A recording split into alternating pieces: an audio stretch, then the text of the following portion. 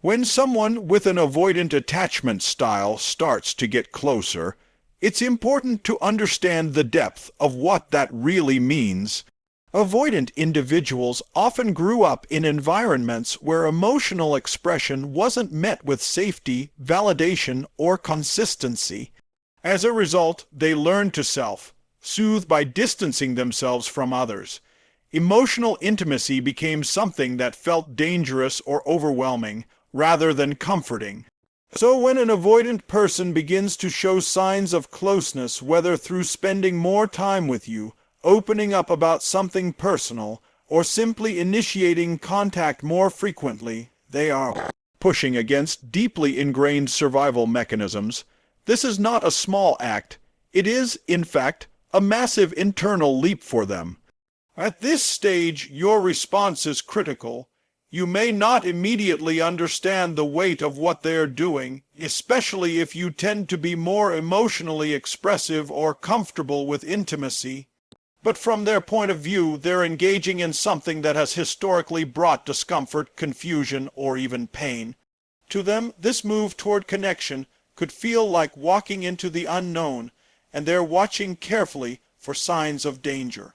The moment they sense judgment, pressure, or misattunement, their instincts will pull them back into the familiar safety of emotional distance. This is where emotional intelligence becomes essential. Rather than reacting from your own unmet needs, you must first recognize the courage it takes for them to meet you halfway. Even a small gesture, like saying "I missed you" or asking you to spend time together, can be monumental for someone whose usual mode of connection is withdrawal or detachment. These are their signs of trust, not necessarily a full transformation. So it's not just about what they're doing, it's about what it costs them internally to do it. Often, people unknowingly sabotage these moments because they misinterpret them. For example, they might see the avoidance step forward as permission to immediately flood them with emotional intensity, questions about commitment, or expectations for more availability. That pressure, though often well-meaning, can reinforce the avoidant's old belief that closeness leads to a loss of control, autonomy, or safety. And so, they retreat not because they don't care, but because the emotional environment suddenly feels too much, too soon. To respond in a way that nurtures rather than sabotages, your job in that moment is to pause and truly witness what's happening. Instead of reacting with urgency or overexcitement, simply acknowledge the gesture in a grounded and calm way. This isn't about playing it cool or being detached yourself. It's about meeting their vulnerability with steadiness and respect. When you can see their actions not as tests or mixed signals, but as genuine, cautious steps toward intimacy, your entire dynamic can shift. This shift in perception allows you to meet them with empathy rather than judgment, and compassion rather than control. It allows space for both of you to show up as you are imperfect, learning, and human, and from that space, real connection grows. Not through force or persuasion, but through quiet recognition of the effort it takes for them to step toward you at all. When someone with an avoidant attachment style begins to get closer, it can trigger a cascade of emotional responses in you, especially if you lean toward an anxious attachment style. Their shift toward intimacy might feel like a long, awaited breakthrough, but it can also bring up fear, insecurity, or even desperation. You might find yourself thinking, "What does this mean? Are we finally getting somewhere? Will they disappear again?" These thoughts can generate a sense of urgency, and if not managed, this urgency can sabotage the very connection you've been hoping for. That's why the most powerful thing you can do in this moment is turn inward first and take responsibility for your own emotional triggers before responding to theirs. It's easy to believe that once an avoidant starts to open up, everything will fall into place. But attachment dynamics are complex and deeply rooted. Their progress doesn't instantly dissolve your fears. and your excitement or anxiety can sometimes overpower your ability to stay grounded. The very moment they take a step toward you, you may feel a strong urge to close the distance rapidly, to ask for reassurance, define the relationship, or secure their attention. These reactions may seem natural, but they often come from unhealed emotional wounds and fear of abandonment, not from present moment clarity. Tony Robbins often teaches that if you don't manage your emotional state will manage you. This applies profoundly in relationships, especially in the delicate dance between different attachment styles. If you respond to an avoidance closeness from a dysregulated emotional state, whether that's anxiety, excitement, or fear, you're likely to behave in ways that feel overwhelming or even threatening. To them, you might overanalyze their words, seek immediate clarity, or unintentionally apply pressure. While this may come from a place of wanting connection, it communicates to the avoidant partner that intimacy equals expectation, which triggers their fear of losing independence. That's why it's crucial to pause and check in with yourself before you act. What are you feeling right now? Are you grounded, or are you seeking to soothe yourself through their validation? Are you responding to the moment in front of you, or to a pattern from your past? By taking even a few moments to breathe, reflect, and regulate your emotions, you begin to break the cycle. You no longer let your fear dictate your behavior. You respond with awareness instead of impulse, and this changes the energy between you and your partner entirely. The power of self-regulation in these moments cannot be overstated. When you manage your own nervous system, you create space not just for yourself, but for the other person to feel safe. Avoidants are often hypersensitive to the emotional states of others, especially when those emotions feel intense or consuming. When you're calm and centered, you signal that intimacy with you doesn't mean emotional chaos. It means presence. It means mutual respect. It means being able to hold emotional space without needing to control it. Ultimately, managing your own attachment triggers is an act of love, not just for your partner, but for yourself. It says, I am responsible for my own emotional well-being. I don't need to chase or fix. I can hold myself steady. And when you do that, you allow the relationship to unfold naturally.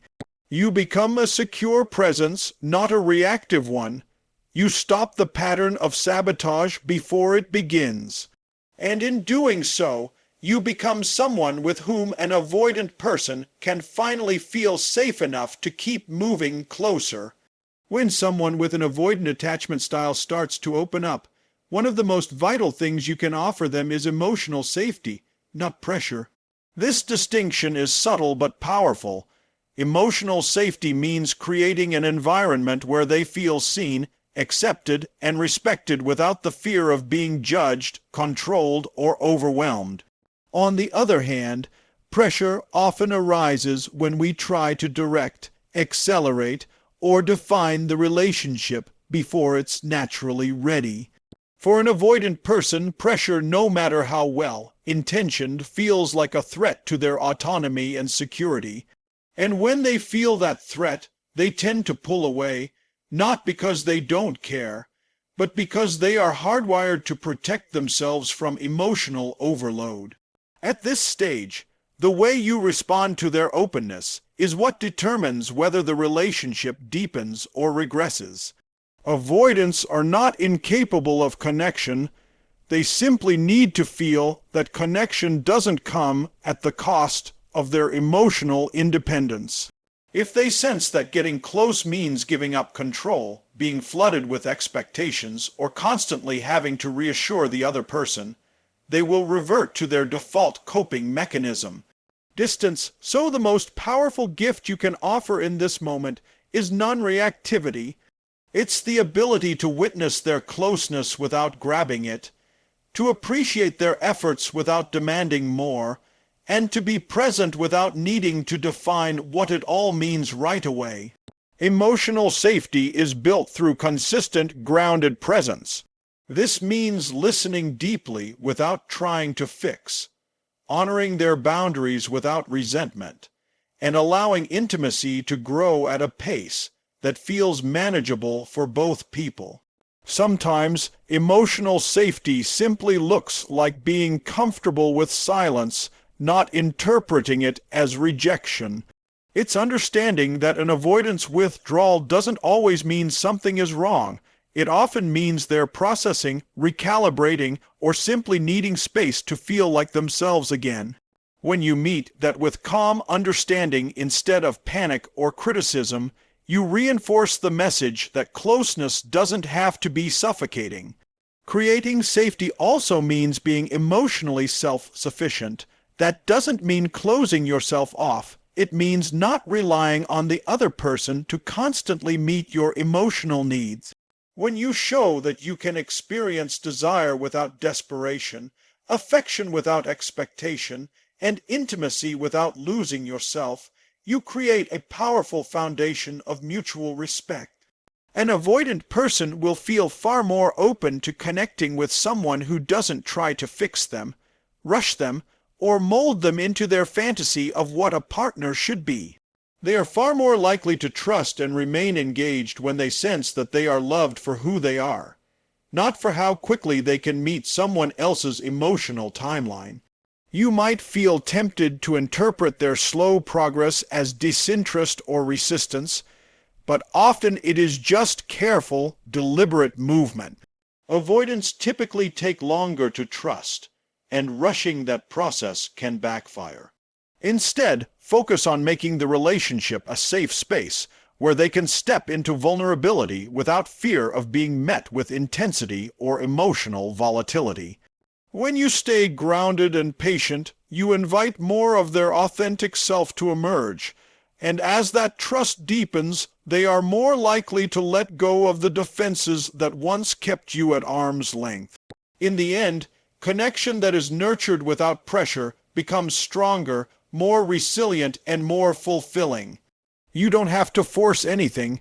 You simply have to be a steady presence, someone who is emotionally available, but not emotionally demanding. That is what emotional safety looks like.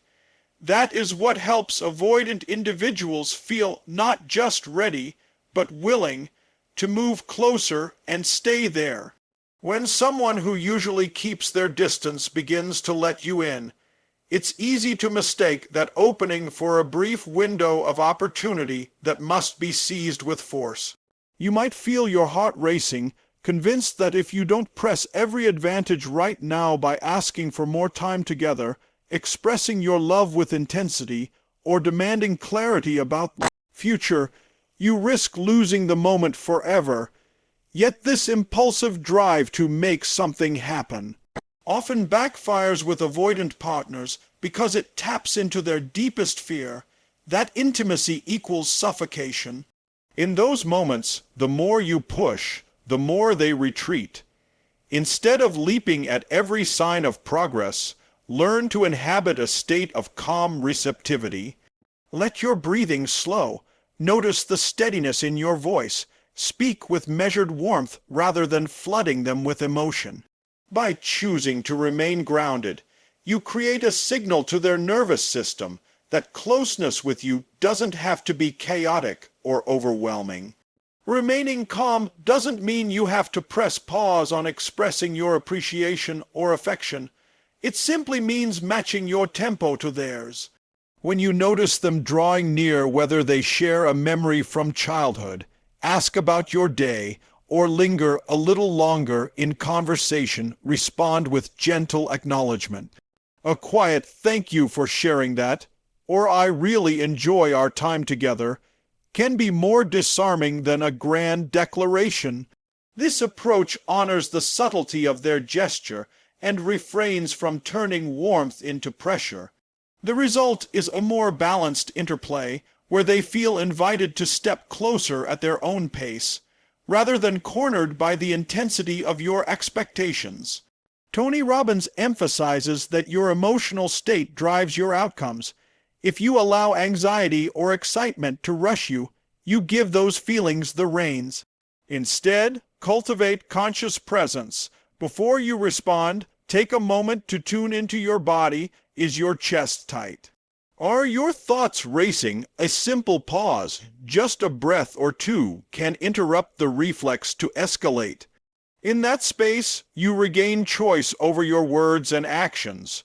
You can decide to speak softly, to ask open-ended questions, or to sit together in comfortable silence.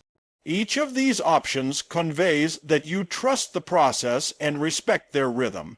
In practice, this might look like noticing an avoidant partner leaning in when you share a funny story, then pausing instead of immediately reaching for their hand. It could mean responding to an "I miss you" with a warm "I missed you too," rather than launching into a declaration of love or a plan for when you'll see each other next. When they share something vulnerable, a worry about the future, a fragment of a dream, your calm attentiveness tells them that they don't need to brace themselves or pull back. They can let their guard down without fearing a tidal wave of emotion in return. Over time, these small acts of measured calm accumulate into a powerful foundation of trust. Avoidant individuals learn that your presence doesn't force them into tight corners. Instead, it offers them room to breathe. They see that when they show up, you don't flood them with demands.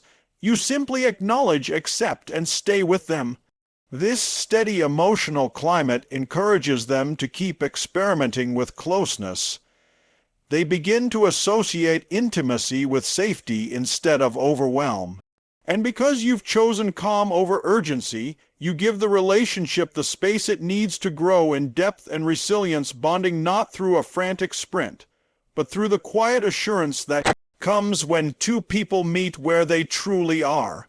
When an avoidant person begins to open up emotionally, it can be tempting to immediately try to shape or steer the connection into something more defined. You might want to talk about where things are going, what the relationship means, or how to make it more secure. These desires are natural, especially if you've been waiting patiently for signs of deeper intimacy. But for someone with an avoidant attachment style, these types of conversations, especially when delivered with emotional urgency, can feel like a threat rather than a deepening of connection. They often associate closeness with losing their autonomy, and when they sense that someone is trying to control the relationship's direction or speed, their instinct is to pull away. That's why, in these critical moments of closeness, it's essential to prioritize connection over control. Connection thrives when both people feel free to show up as they are, without being molded into someone else's idea of what love should look like.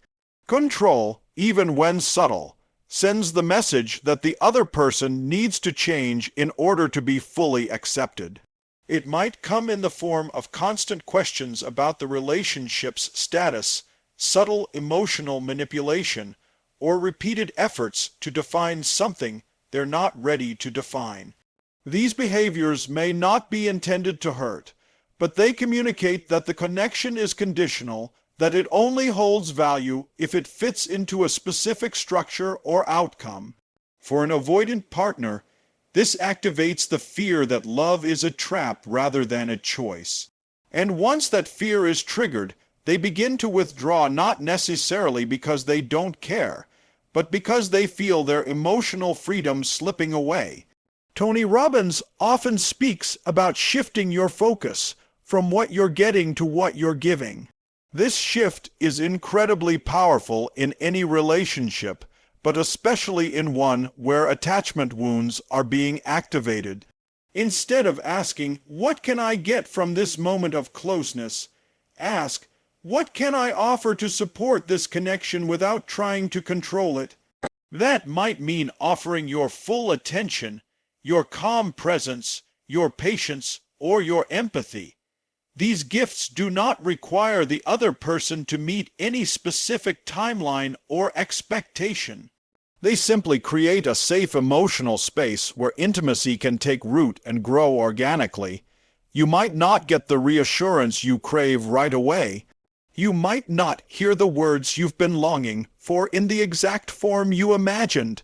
But when you stop trying to manage or force the outcome, you allow the relationship to unfold in a more authentic way. Control often comes from fear, a fear of not being chosen, of not being enough, or of losing something precious. But love rooted in fear tends to collapse under its own weight. On the other hand, connection that is built from trust, curiosity, and acceptance has a far better chance of evolving into something deep and lasting. When you choose connection over control, you also allow yourself to be surprised. You begin to notice the small, meaningful ways your avoidant partner is showing up, ways that may not look like your own expressions of love, but are still significant. Maybe they start to text more often, make time for you in their schedule, or open up about something personal. These acts may seem subtle, but they are intentional. And when you honor them without pushing for more, you show that you value the person in front of you, not just the potential of what they could be. In the end, love that is freely given and freely received is the most transformative kind. By letting go of control, you invite a deeper level of intimacy, not the kind that's manufactured through pressure or persuasion, but the kind that arises naturally when both people feel safe, seen, and free.